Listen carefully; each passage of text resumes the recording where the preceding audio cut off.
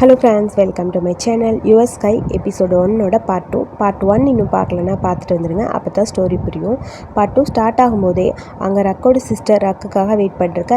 பேப் நீ வந்துட்டியா அப்படின்னு சொல்ல, ஏன்டா கையில் இவ்வளோ வச்சுருக்க, என்னடா இதெல்லாம் அப்படிங்கிற மாதிரி பேப் கேட்குறா. அது வந்து இதெல்லாம் எனக்காக கொடுத்ததுன்னு சொல்ல, மறுபடியுமா ஏன்டா இப்படி பண்ணுறேங்கிற மாதிரி பேப்க்கு டென்ஷன் ஆகுது. எதுக்குடா கொடுக்குற கிஃப்ட்லாம் நீ வாங்குற, அதெல்லாம் வேணாண்டா, இப்படிலாம் பண்ணால் எனக்கு பிடிக்கல அப்படின்னு சொல்ல, நான் என்ன பண்ணுறது, இங்கே பாரு, உனக்கு இது புரியலன்னு நினைக்கிறேன். அவன் அதை அக்செப்ட் பண்ணணுன்னு எடுக்கல, அவனுக்கு நோ சொல்ல முடியாமல் வாங்கியிருப்பான் அப்படிங்கிற மாதிரி டோம் சொல்கிறான். ஆமாம், எனக்கு அவன் ஃபீலிங்ஸை ஹர்ட் பண்ண கஷ்டமாக இருந்தது, வேணான்னு சொல்ல மனசு வரல, ஸோ அதனால தான் அப்படிங்கிற மாதிரி ரக் ஒரு மாதிரி ஃபீல் பண்ண.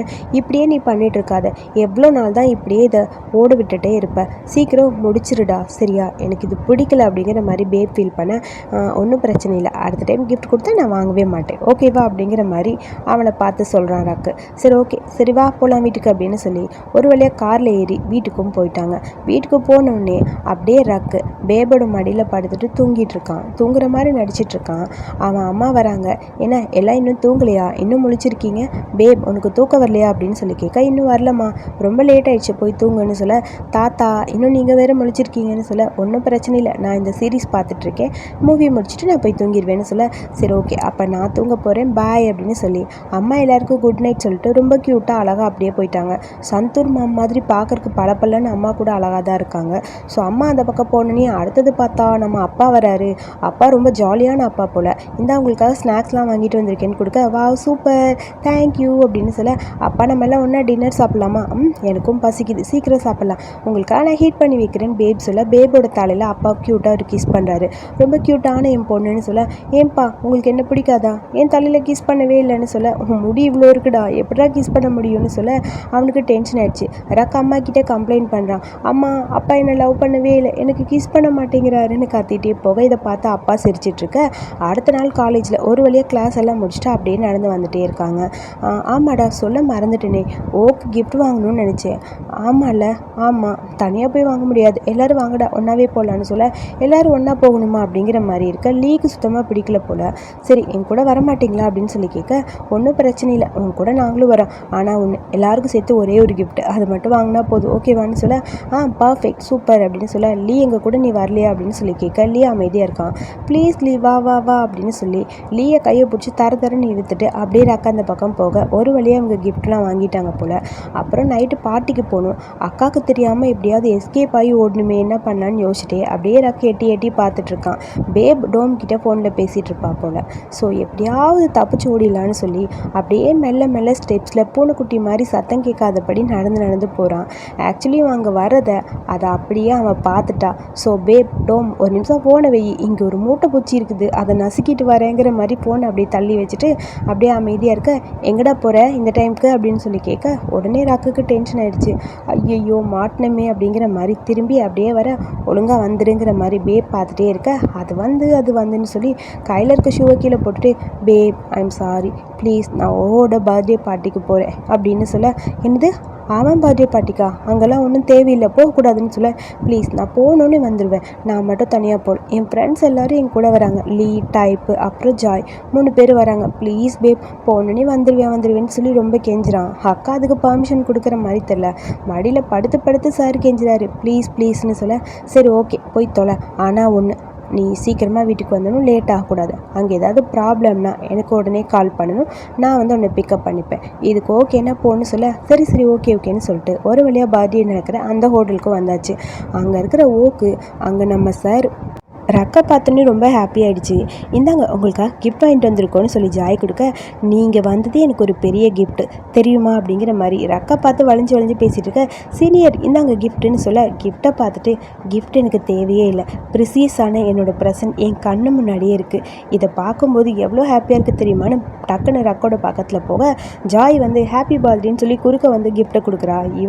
சும்மா கிஃப்ட்டை தூக்கிட்டு தேங்க்யூ அப்படிங்கிற மாதிரி கிஃப்ட்டை வாங்கிட்டான். அப்புறம் அப்படின்னு, வா போகலாம் அப்படின்னு சொல்லி கையை பிடிக்கலான்னு போக, தேங்க்யூ, நாங்கள் இன்னும் சாப்பிடல, எங்களுக்கு பசிக்குது, எங்கள் ஷீட் எதுன்னு நாங்கள் கண்டுபிடிச்சி போய் சாப்பிட்றோம், அதுக்கப்புறம் பேசலான்னு சொல்ல, இருங்க இருங்க, உங்களுக்கு எதுக்கு ஷீட் தேடணும், நானே கூட்டிகிட்டு போகிறேன் வாங்கன்னு சொல்லி அங்கே எல்லாத்தையும் கூட்டிகிட்டு அப்படியே வந்துகிட்டே இருக்க, வாங்க வாங்க என் கூட நீங்கள் எல்லாம் உட்காந்துக்கங்க, எனக்கு ரொம்ப ஹாப்பியாக இருக்கும்னு சொல்ல, இல்லை பரவாயில்ல, நாங்கள் அந்த பக்கம் போகிறோம் அப்படின்னு சொல்லி ஜாய் சொல்கிறா. அவங்க வேணால் அந்த பக்கம் போட்டோம், ரக்னி என் கூடயே உட்காருன்னு சொல்ல, வாடா ரக்குன்னு சொல்லி கையை பிடிச்சி தரன்னு இழுத்துட்டு அப்படியே அந்த பக்கம் போக, கிஃப்ட்டை வச்சுட்டு ஹாப்பியாக அவன் ஃப்ரெண்டு கிட்டே போய் அப்படியே உட்காரான்.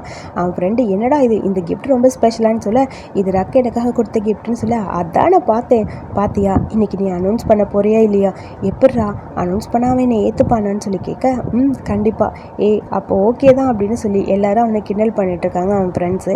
ஸோ அதை பார்க்கும்போது ஓக்கு ரொம்ப ஹாப்பியாக இருக்குது, என்னடா இன்றைக்கி கண்டிப்பாக பண்ண தானே போகிறேன்னு சொல்லி இன்னொருத்தனும் வந்து அப்படியே பேச, அடுத்தது என்ன நடக்க போகுதுன்னு எனக்கு தெரில, பட் எல்லாம் சரியாக வருமானு பயமாக இருக்குது அப்படிங்கிற மாதிரி ஃபீல் பண்ணுறான்.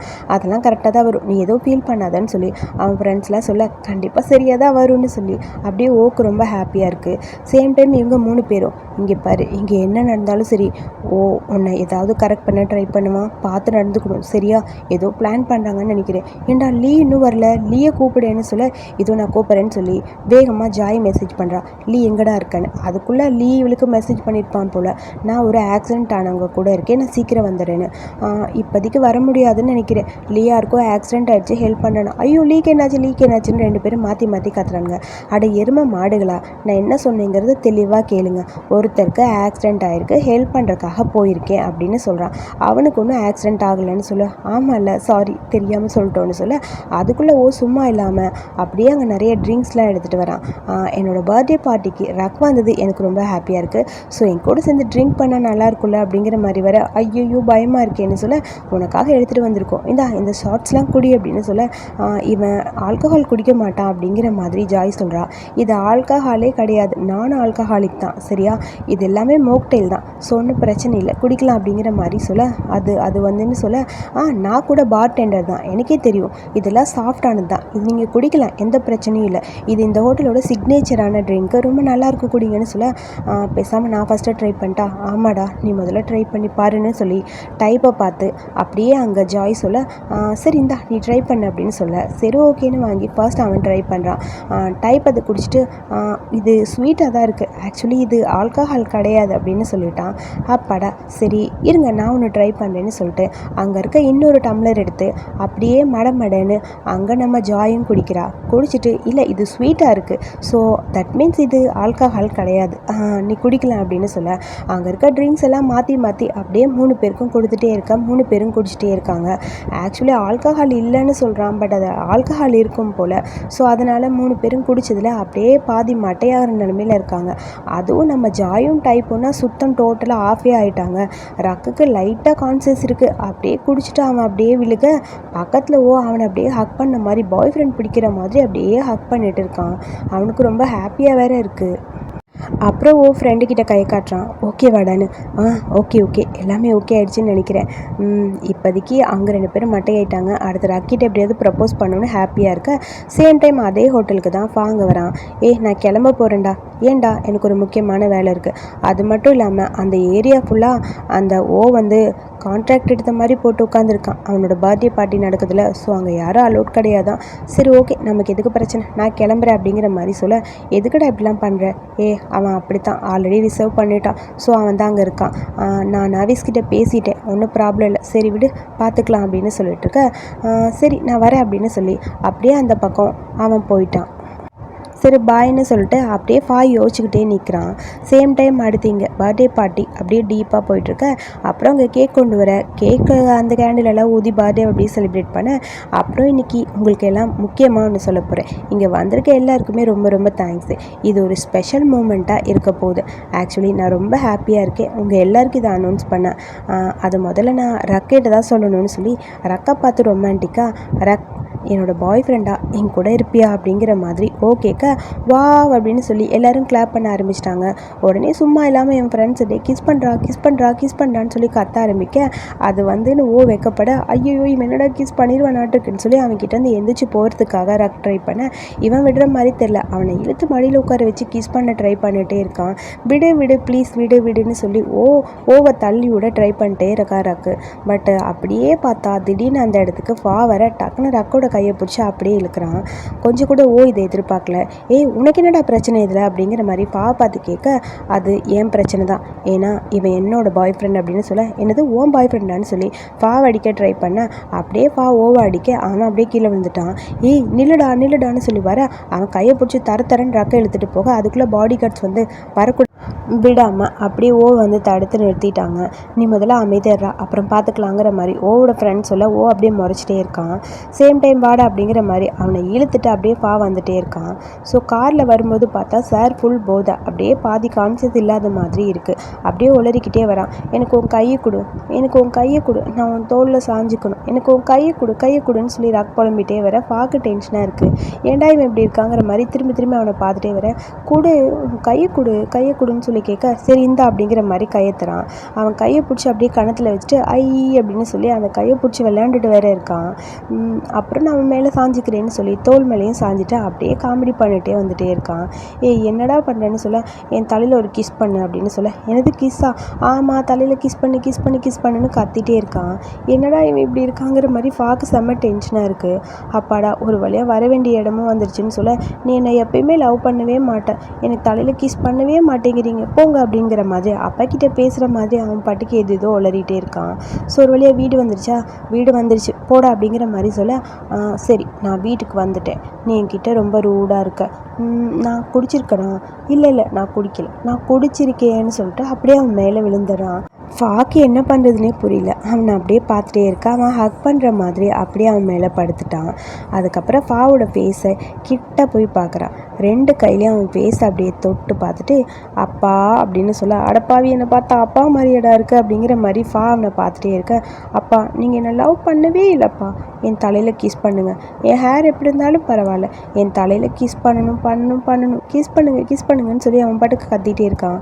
என்னடா இவன் கத்துறானேன்னு சொல்ல அம்மா அப்பா என்னை லவ் பண்ணவே இல்லை, என் தலையில் கிஸ் பண்ணவே மாட்டேங்கிறாருன்னு சொல்லி அவன் பாட்டுக்கு கத்திக்கிட்டே இருக்கான். ஐயோ அமைதியாயிருடா அப்படிங்கிற மாதிரி ஃபாக்கு ஒரு மாதிரி டென்ஷனாக இருக்குது. இவன் கத்துறதுக்கு எல்லோரும் இங்கே வந்துடுவாங்க போல இருக்குது அப்படிங்கிற மாதிரி இருக்கு. நீ கிஸ் பண்ணலான்னா நான் அப்படி தான் கத்துவேன், கிஸ் பண்ணுங்கன்னு கத்திகிட்டே இருக்க. சரி வேறு வழியில் கிஸ்ஸை தான் பண்ணி வைப்போமே அப்படிங்கிற மாதிரி தலையில் தானே கேட்குறான் அப்படிங்கிற மாதிரி தலையில் ஒரு கிஸ் பண்ண இப்போ ஓகே இப்போ நான் போகிறேன்னு சொல்லிட்டு அப்படியே உள்ளே போயிட்டான் அவன். அப்புறம் சுற்றி யாரும் பார்க்குறாங்களான்னு செக் பண்ணி பார்த்துட்டு ஃபாவும் கார் எடுத்துகிட்டு கிளம்பிட்டான். அடுத்த மார்னிங் 8 மணி ஆகிடுச்சு. அப்படியே மெசேஜாக வந்துகிட்டே இருக்குது ரக்கோட மொபைலுக்கு. கண்டினியூவாக மெசேஜ் வந்துகிட்டே இருக்குது. அதாவது இவங்க கிஸ் பண்ணது கூட அப்படியே மென்ஷன் பண்ண மாதிரி வந்துகிட்டே இருக்க அப்படியே என்னடா நடக்குதுன்னு ஒன்றும் புரியாமல் தூக்கத்திலே மொபைல் எடுத்து ஆன் பண்ணி பார்க்குறான். அதில் பார்த்தா இவன் தலையில் கிஸ் பண்ண ஃபோட்டோ கூடவே இவங்களோட ரிலேஷன்ஷிப்பை பற்றி நிறைய பேர் மாற்றி கமெண்ட்ஸ் பண்ணியிருக்க. அதை பார்க்கும்போது ஆன்னு சொல்லி ரக்குக்கு ஒரு செம்ம டென்ஷனு. அதோட இந்த ஃபர்ஸ்ட் எபிசோடு இங்கே முடிச்சிருக்காங்க. ஃபர்ஸ்ட் எபிசோடு என்னை பொறுத்த வரைக்கும் ஃபர்ஸ்ட் ஹாஃப் ஃபுல்லாக அந்த சட்டையை துவைக்கிறதுலையே ஓட்டிட்டாங்க. செகண்ட் ஹாஃப் பர்த்டே பார்ட்டின்னு போயிடுச்சு. ரொம்ப நாளுக்கு அப்புறம் ஒரு ஃபன்னான ஒரு ஜாலியான ஒரு தாய் சீரிஸ் பார்த்த மாதிரி ஒரு ஃபீல் எனக்கு. ஸோ எனக்கு இந்த ஃபர்ஸ்ட் எபிசோட் ரொம்ப பிடிச்சிருக்கு. நிறைய காமெடிஸ் இருக்குது. ஸோ அதனால் கண்டிப்பாக நான் இந்த மாதிரி ஜோனரில் வீடியோ பண்ணேன்னா எனக்கு ரொம்ப பிடிக்கும். கண்டிப்பாக இந்த சீரிஸ் என்னை பொறுத்த வரைக்கும் ஒரு ஃபீல் குட்டான ஒரு சீரிஸாக இருக்கும்னு நினைக்கிறேன்.